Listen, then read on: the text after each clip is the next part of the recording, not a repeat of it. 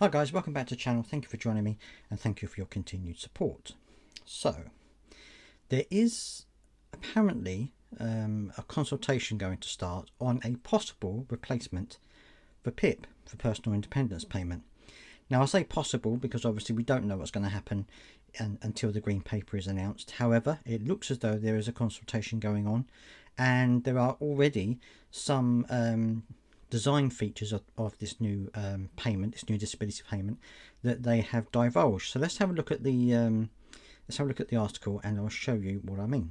Let's take a look. Right, this is it. This is PIP could be replaced as consultation begins on a new benefit. Anyone with experience of personal independence payment system is invited to have their say. Work has begun on plans to completely replace the personal independence payment with a brand new benefit designed to make the system more fair and dignified. The Commission on Social Security has announced that it is launching a consultation to introduce a new additional cost disability payment in place of PIP. They have opened the scheme to all people with experience of the system through an online survey and a series of upcoming focus groups. Funded by the Trust for London, the Commission says it's run by experts with lived experience of the UK social security system. It has been working on proposals to improve the UK benefit system since 2018 and is now running a new consultation after hiatus in 23-24. They said, like the rest of the Commission's work, we are putting forward proposals for a reimagined social security system that is designed by and works for those who rely on it. It would be vastly different to the current system. It says, at the moment, PIP is based on two parts, daily living and mobility, at a higher rate or a lower rate depending on severity. This means that there are four possible weekly payment levels ranging from £28.70 to £184.30. The Commission said in its 2022 plan for a decent social security system that it would like to see these rates overhauled and simplified to three levels: £83.70 for claimants who don't need much support, £152.15 for claimants who need more support, and £230.77 for claimants who need a lot of support. The plan also expands on the eligibility criteria for PIP to look in more detail at the kind of support claimants need. This could be with things like personal care, staying safe, running their home, going out and socialising and moving around, and more. Finally, it specifies that assessors should work with claimants to see what they need as opposed to looking for grounds to deny the benefit. PIP should then also be granted for the rest of their life if necessary and not subject to regular assessment. Results from the consultation will shape the proposals that the Commission puts forward to the DWP later this year. The group explains that it covers key areas such as eligibility criteria, assessment process, and the structure of advocacy and support services.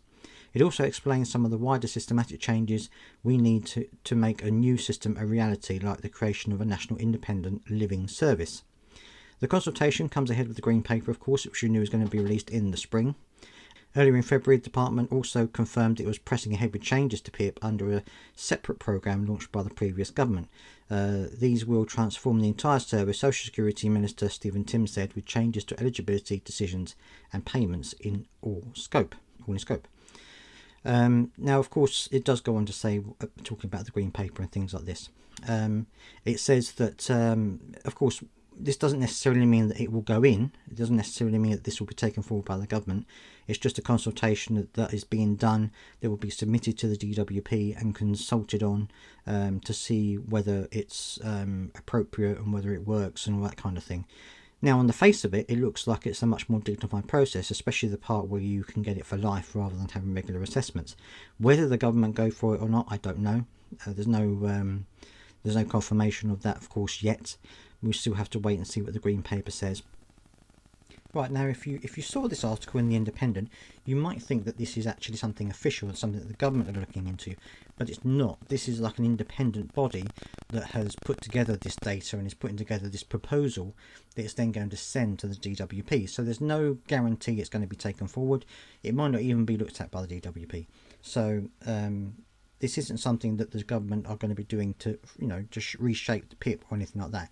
It's simply a proposal that people have put forward which should make the system fairer. Now, it might shape how the government go forward with the new PIP assessment or with the new PIP style benefit that they're looking at, or it might not. But I just thought I'd get your opinion on it so that you can take a look at it I did try to look for the consultation into this commission, but I couldn't find it anywhere, which is interesting. So anyway, let me know what you think down in the comment section. I'll leave a link to the article so you can see it. And thank you for joining me. See you next time.